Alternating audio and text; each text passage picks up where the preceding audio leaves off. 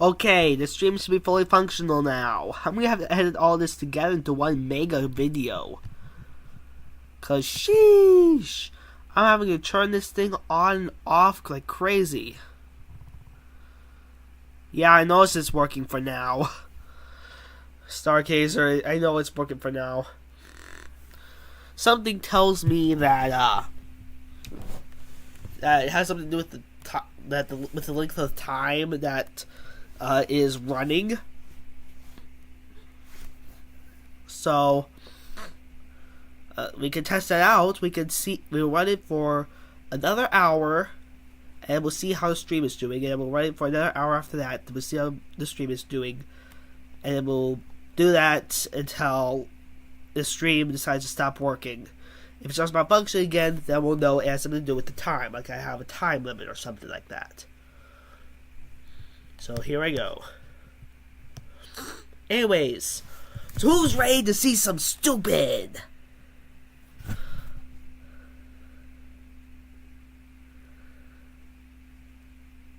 Yeah, it's all about the har-hars. Yeah, let's all have a point at the dumb guy. Ha ha ha ha ha ha. Wait. Ha ha ha ha ha ha ha ha ha ha ha. Anyways, let's get back to watching the stupid. Indigos are very intuitive, often psychic, and may hear, see, or know things that seem unexplainable. Indigos may have more problems with food or environmental sensitivity since their system is more finely tuned. Not when me. When needs are not met, these children appear self-centered and demanding, although this is not their true nature. That sounds like me. Kind of. These children have incredible gifts and potential, and may be shut down when not properly nurtured and accepted. Yeah, it sounds like me. So what's causing this? Well, for one, there are 2 new DNA blocks being activated within these kids. What?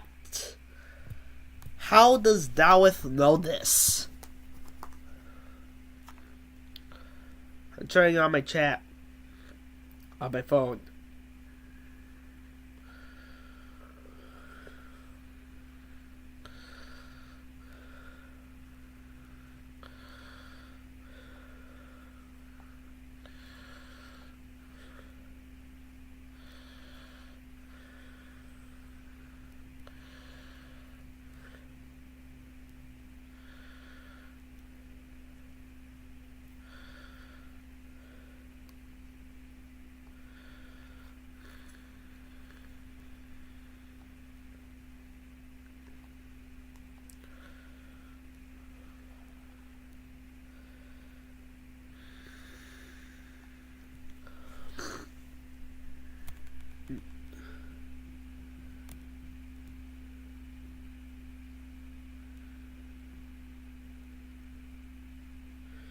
Yeah, I don't want to get copyright striked either, Stargazer. I really don't. Wait. Licensing your description. What do you mean? Uh-oh. I don't know what that means. Is that something I should be doing? Is that something I should be concerned about? What does licensing mean? In this context? Help? It was at this moment he knew. He fucked up.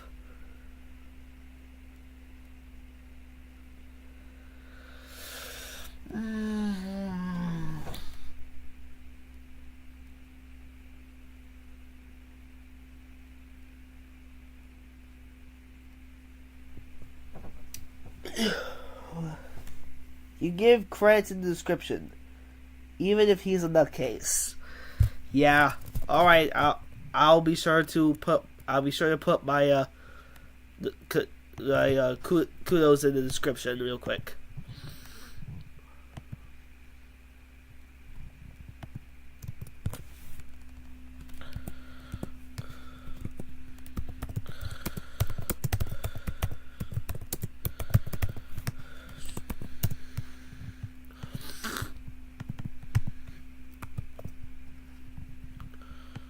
Hold on, let me just go back.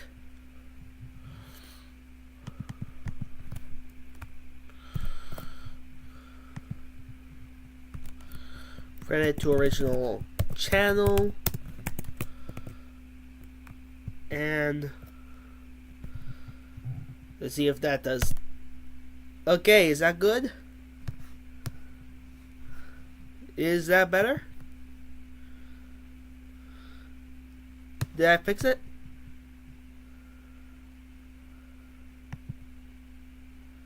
Know ye not that ye are gods? Better get some popcorn. Did I do it? Is that what I'm supposed to do? I'm just gonna hope that's the way I'm supposed to do it. Okay, that should be good. Alright. Let's see if I'm an indigo child. Probably not. Although this is not their true nature. These children have incredible gifts and potential, and maybe fun. There are 2 new DNA blocks being activated. Oh wait, we already these saw children are that. self-centered and Yeah, the YouTube God should spare me now. I need to be spared.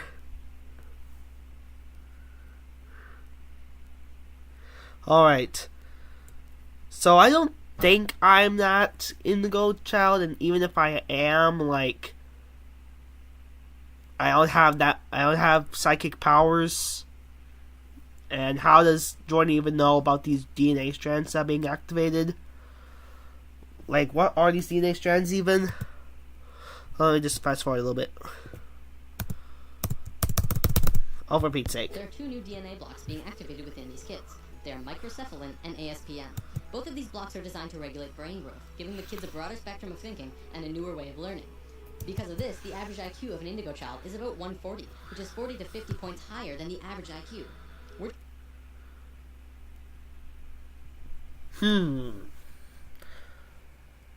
Interesting. But question is, what does this have to do with being psychic? I know you're going to get to psychic at some point.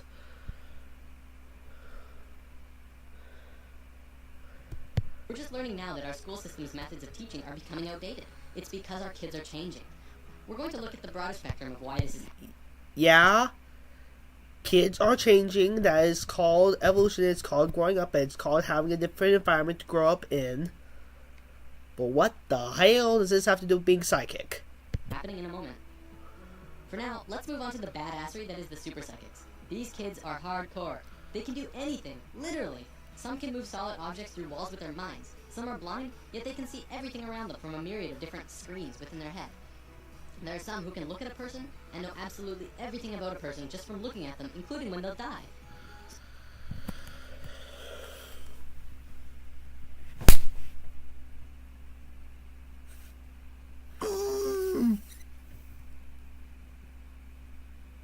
Ouch!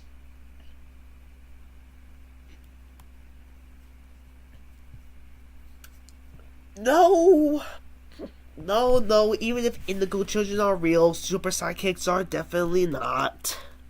Super kids with telekinetic powers would most likely be in scientific laboratories being studied. And they would definitely make news, and news generates money, and money means more money for more research, which generates an infinite cycle. Yeah. These are DNA strands. Refuses to show an image of the specific DNA strand. Yeah.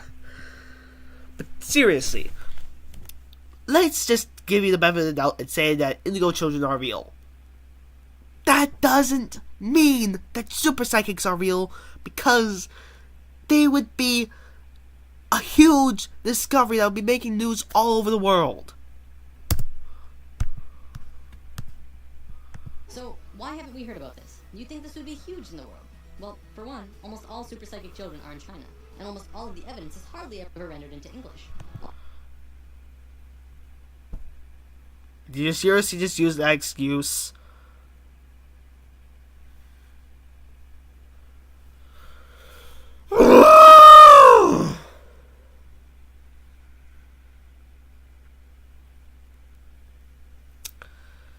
That would be a negative, sir.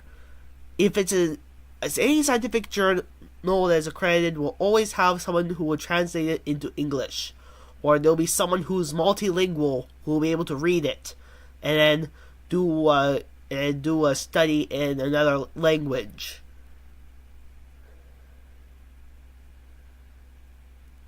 The Foundation really exists.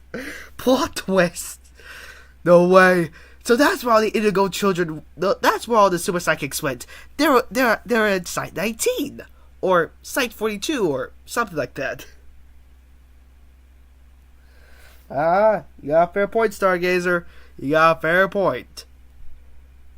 Although some of it does make it into the public in China.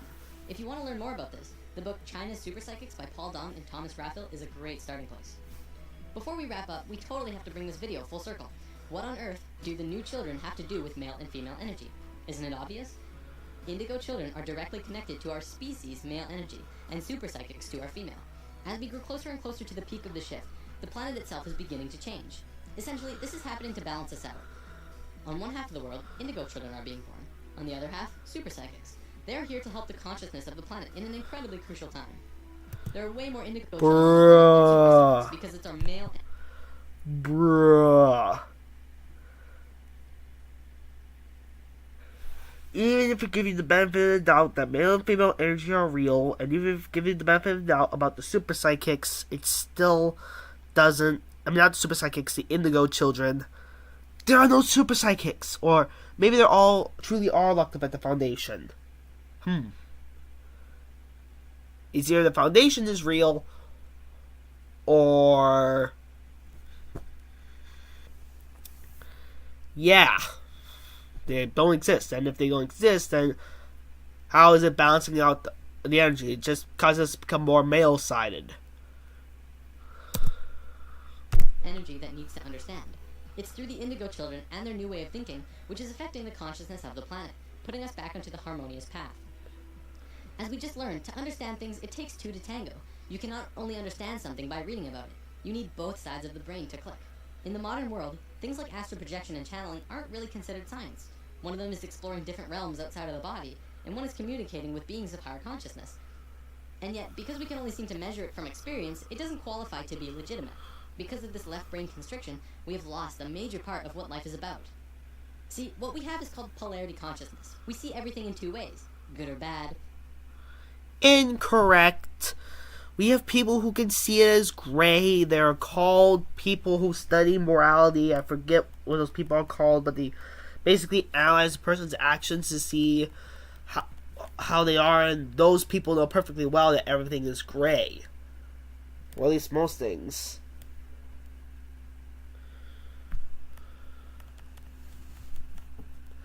So, no, we don't have polarity consciousness. We can see everything for as it is, which can be black, white, gray, red, pink, orange, yellow. Hello, Moto. One moment.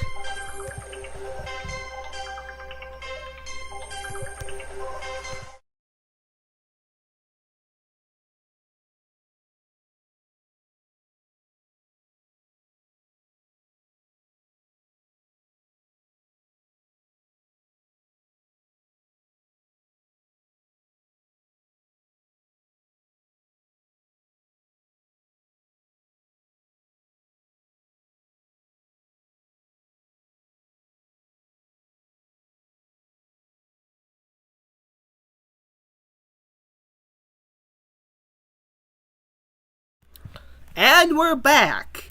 That was a phone call from my grandma reminding me to get a shower. So as soon as this video is done, I'm going to get a quick shower. So we're going to go to intermission. And then I'm going to be back.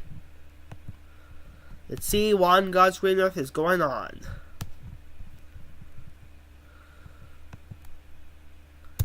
Hot and cold, right and wrong, religion and science. To once again become harmonious with each other on the planet, we have to learn to understand again from the left brain. When this happens, we can move out of polarity consciousness into unity consciousness, and that's essentially where we're going. That about wraps it up. See you next time.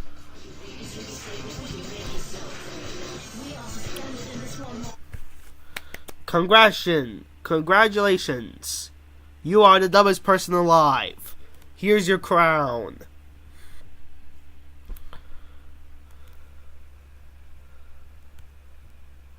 Look, I don't know how we know that male and female energy exists. I don't even know how we know about this stuff, and something tells me that it's most likely incorrect, especially if it's been seen through channeling. Because that can cause, by your logic, that could cause sometimes misunderstandings, especially if you're talking to the wrong being. It could be we're being fed misinformation if we give you the benefit of the doubt and say channeling's correct. So you better check your sources. If it came from channeling, I'm sorry, it's not very trustworthy. Well, anyways, that's the end of this video, so I'm going to take a shower real quick. We're going to go to intermission, and then I'll be back. See you momentarily. See ya.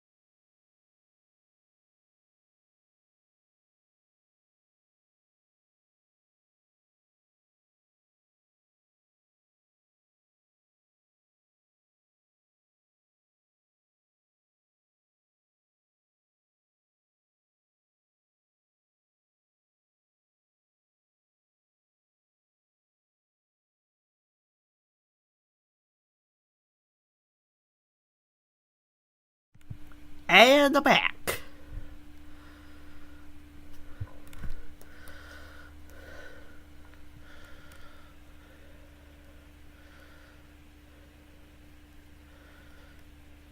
Let me just get my phone operational here.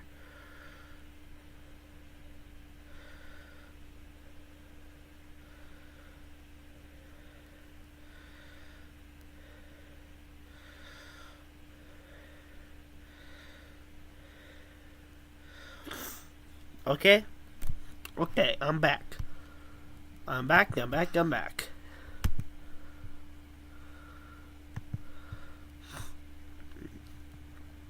Alright, now let's take a look at the next video.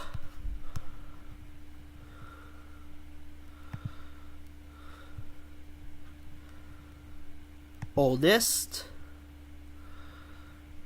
Spirit Science 5, the keys of our past. Oh boy, this is gonna be a doozy. What the science is showing us is the universe appears to be alive, it appears to be conscious. Near-death experiences are some of the strongest evidence we have that there is life Oh after death. god. This baloney just, no, this is giving me extreme brain rot. Physical matter. As a group, when we do intention, we create a psychic internet. In Lesson 4, we talked about male and female understanding. Hold on, I gotta shut my door for this. I wish I had popcorn, but I'm under the legal drinking age in America, so can't get any popcorn.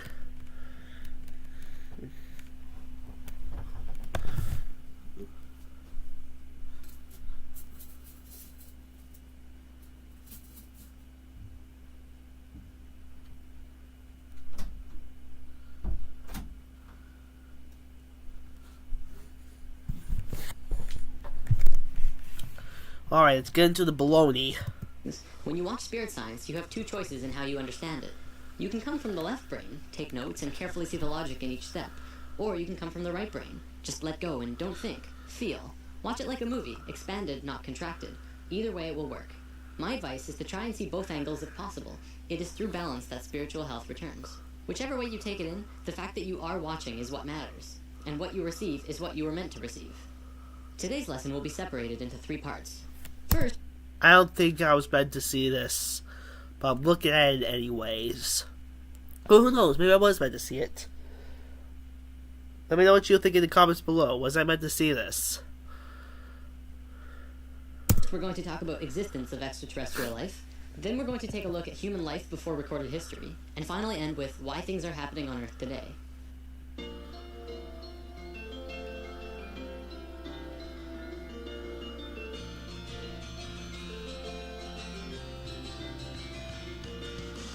Part 1. The Dogon Tribe, Sirius B, and Dolphins. There is an African tribe near Timbuktu called the Dogons, who hold information that would be absolutely impossible to know according to today's standards.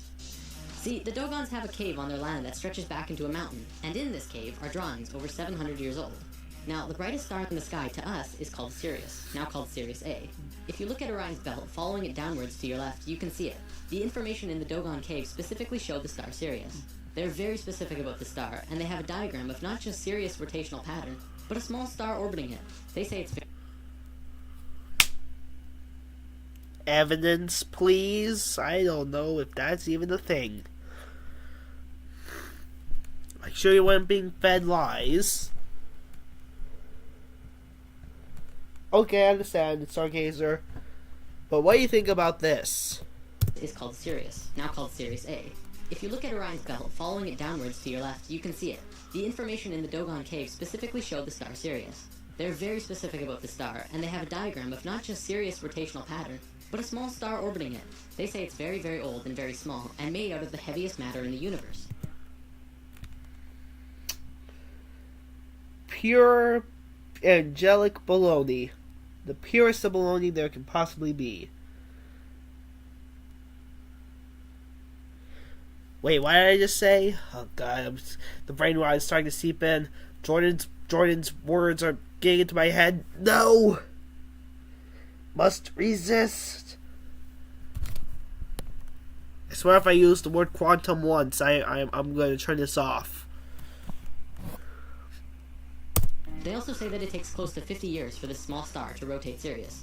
Astronomers were able to validate the existence of the secondary star, now called Sirius B, in 1862, and only about 30 years ago could they validate the rest of this information. How is there a star made out of the heaviest stuff in the universe? Seriously. How? Let's look this up. What is Sirius B?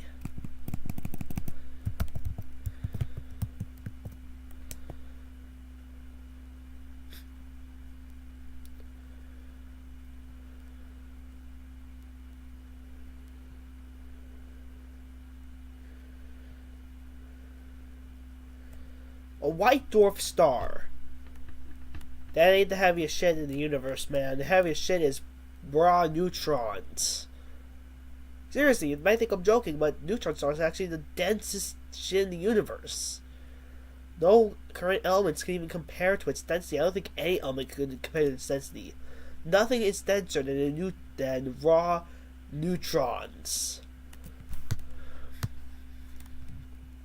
Sorry, if it was a neutron star, they'd be right, but nope, that's wrong. That's just wrong.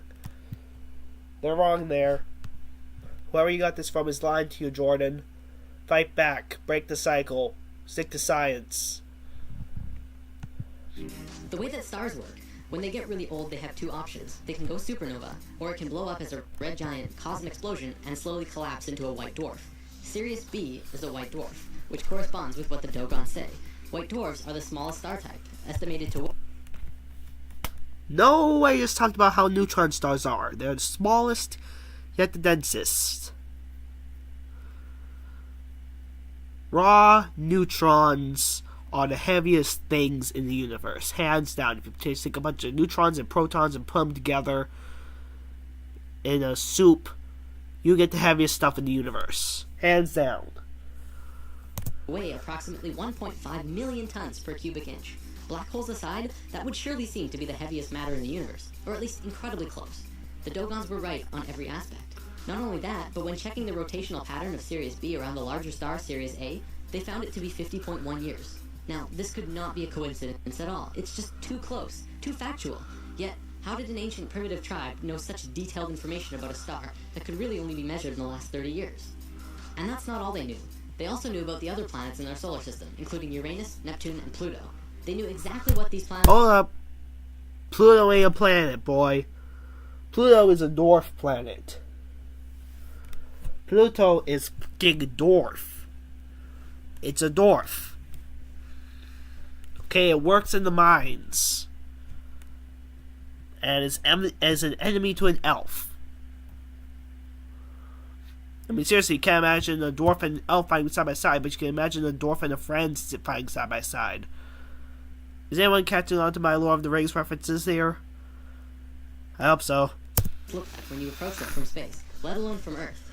They knew about red and white blood cells, and had all kinds of physiological information about the human body. How do they know this? Where are you getting this information? You know what, let's just see if there are any sources that pop this up. This could not be a coincidence at all. It's just too close, too factual. Yet, how did an ancient primitive tribe know such detailed information about a star that could really only be measured in the last 30 years? And that's not all they knew. They also knew about the other planets in their solar system, including Uranus, Neptune, and Pluto.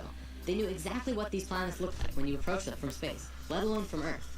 They knew about red and white blood cells, and had all kinds of physiological information about the human body. All of this from a primitive tribe.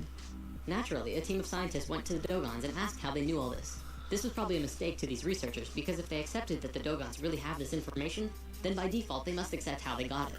The Dogons told them that a drawing on the cave wall showed them. The drawings show a flying saucer in its familiar shape coming out of the sky and landing on 3 legs. Then it shows the beings in the ship going into water and coming up to the edge of the water. These beings look very much like dolphins. In fact,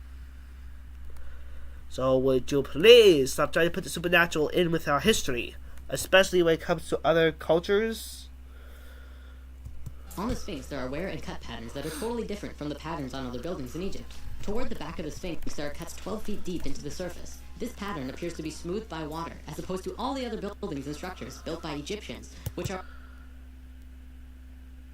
It's possible that the Sphinx had a moat around it, and that the moat eroded away at the rock, though I'm not entirely sure if that has been confirmed by anyone yet. Has there been any sense of water there? I have no idea.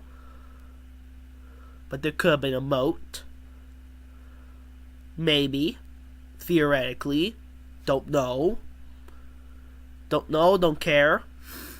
How does this have anything to do with the supernatural and aliens? are only textured by sand and wind. The last time that there was water in the Egypt area was over 12,000 years ago, at the end of the last ice age. You do understand that the water could have been irrigated, right? That could have been placed there by hand, not by nature, but by human hand. Even if I give you the benefit of the doubt and say that it is water erosion, still gotta take into account the fact that we can place water wherever we want. Scientists have determined that after the Ice Age, the Sphinx took a heavy beating, after which it was encased in sand for about 8,000 years. The face, however, was above the sand and continued to be weathered. The Egyptians didn't build the Sphinx, they merely restored it. Of course, Egyptologists have been slow to adapt to this new, incredible discovery, but I think we know why. What discovery? When was this discovered? Who was your source? Details, man. Details. See, there are around 5,000 Egyptian archaeologists in the world, and they all pretty much agree with each other in most ways. They make little changes, but not too many, and most agree on the age of the pyramids. All of these archaeologists are Muslim, with a few exceptions, and their holy book is the Quran. Please understand that I'm not trying to discredit a major religion, but the Quran says that creation began about 6,000 years ago. So if a Muslim were to say that the building is 8,000 years old, he would be disputing their Bible. They cannot do that, and so they won't even talk about it. Another thing that's actually incredibly interesting, the Sphinx has a body like this, and a head like this? That's rather unproportional, isn't it? Not only that, but the Sphinx is actually facing a very specific direction. It is an astronomical marker. The Sphinx is in the shape of a lion. If it were built when Egyptologists say it was, that would be only 2,500 years ago, while the constellation of Taurus was in the sky. The only logical time for the Sphinx to be built when it was when the constellation of Leo was in the sky, during the 11th millennia BC. The time...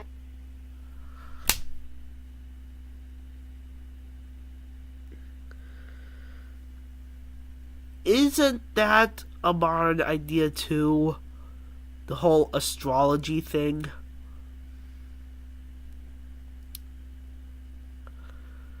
And what does the direction of the Sphinx have to do with that? What does the direction of the Sphinx have to do with this?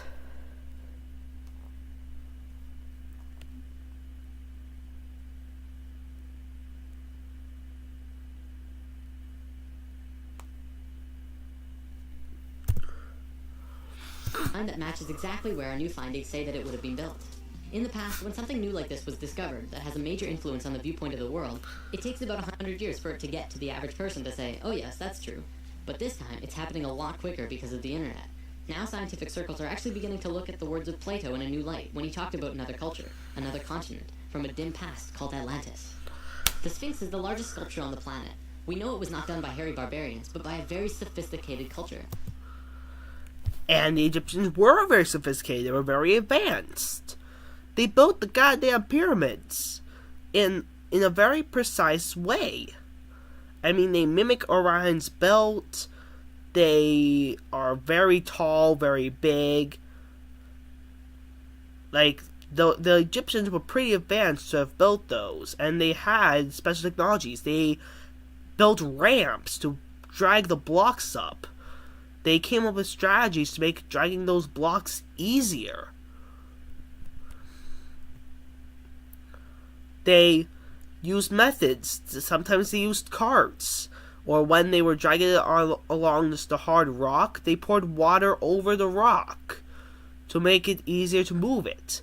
They had strategies. They had technology. They had everything that they needed in order to build the pyramids and the Sphinx. They were not hairy barbarians, like you claim. They were a very sophisticated and intelligent race. They were a very sophisticated culture. They were very sophisticated people. They were very sophisticated, whatever the hell you want to call it. They were very sophisticated. They were very technologically advanced, especially for their time period.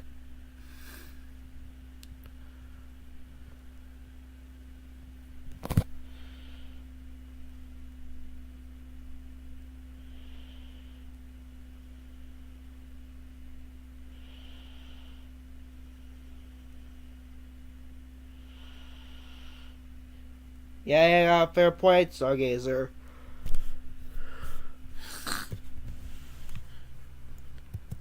And it was not done by anybody we now know here on Earth. From a scientific point of view, this is the first solid evidence to be accepted about the true age of civilization.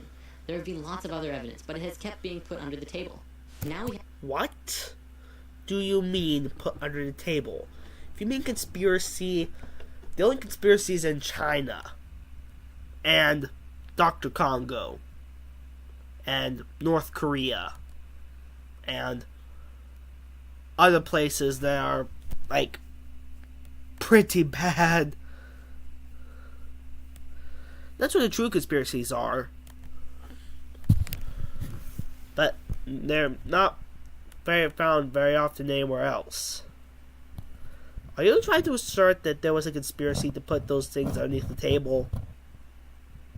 We have the accepted evidence that there absolutely had to be someone on Earth who was highly civilized as early as 10,000 years ago. This is just the beginning of how we are going to completely change our view of who we think we are. The world's first titanium nonstick pan. It's going to blow your hair back. I'm Mike Regale, 3 missions. Part 3, Earth's relations to the cosmos. We are living in accelerated times. Remember in Lesson 1 I said time is speeding up? Let's talk more about that. The following is a fact according to Encyclopedia Britannica.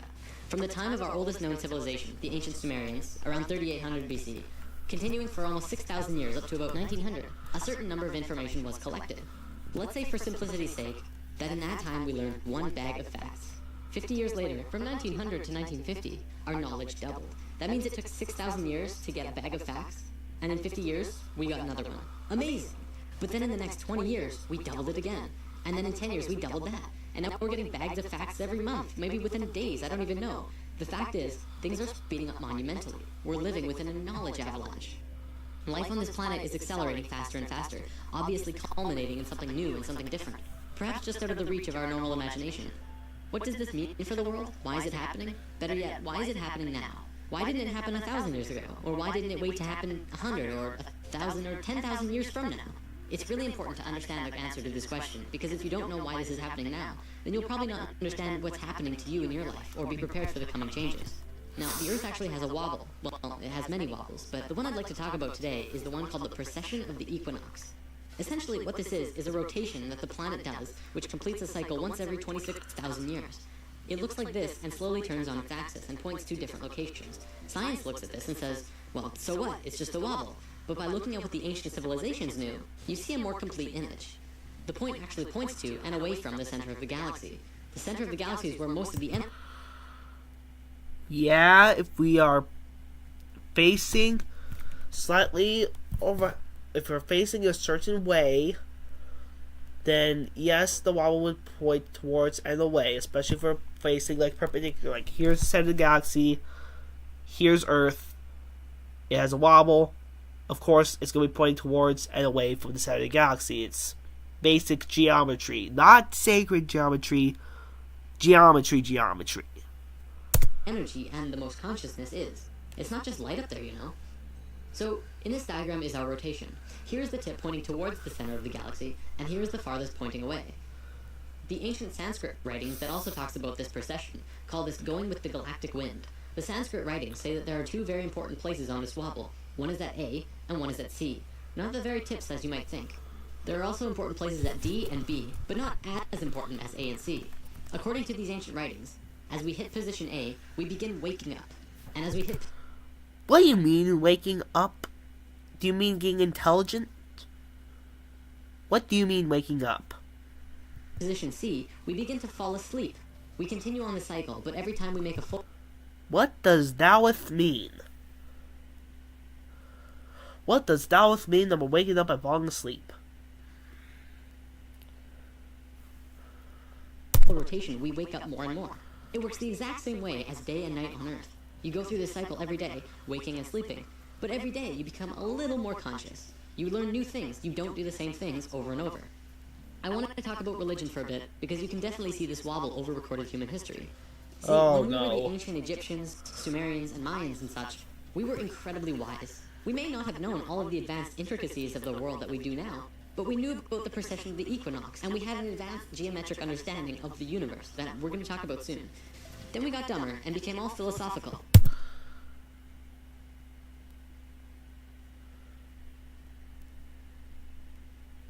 We didn't get dumb and get philosophical. We got smarter and got philosophical.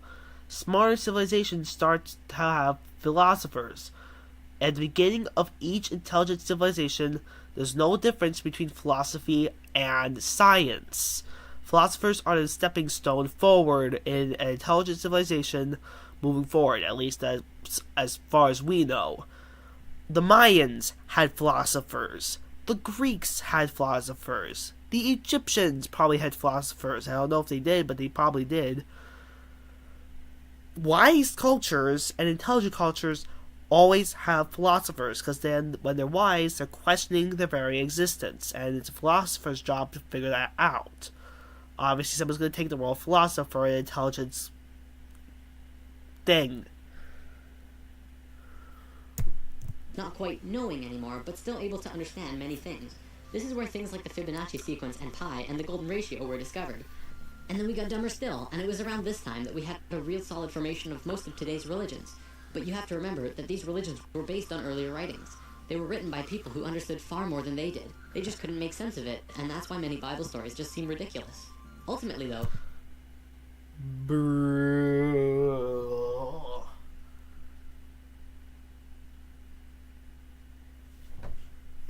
an explanation to be sure, and a dumb one at that.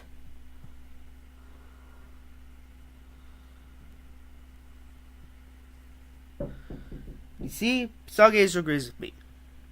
I gotta go.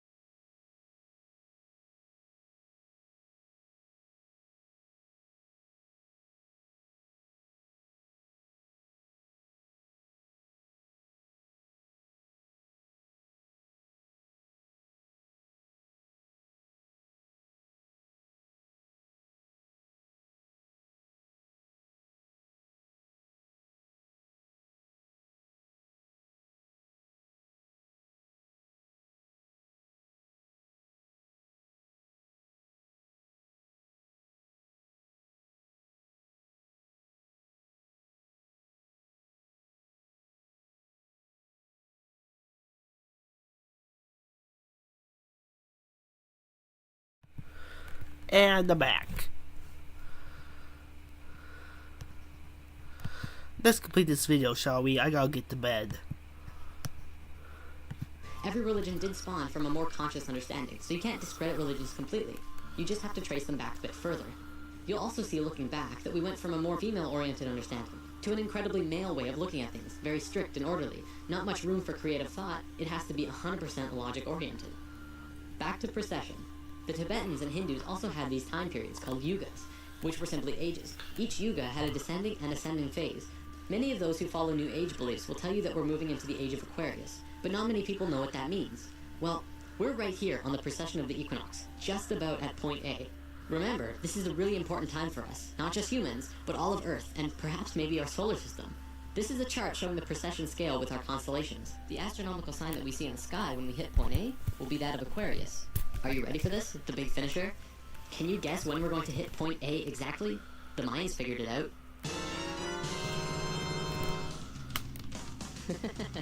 Yep. Nope, that is incorrect. We did not hit Aquarius at that time. Well, I think it's gonna do it for me tonight. This was such a stupid ass stuff that I'm neglecting, that I'm obligated to ignore it.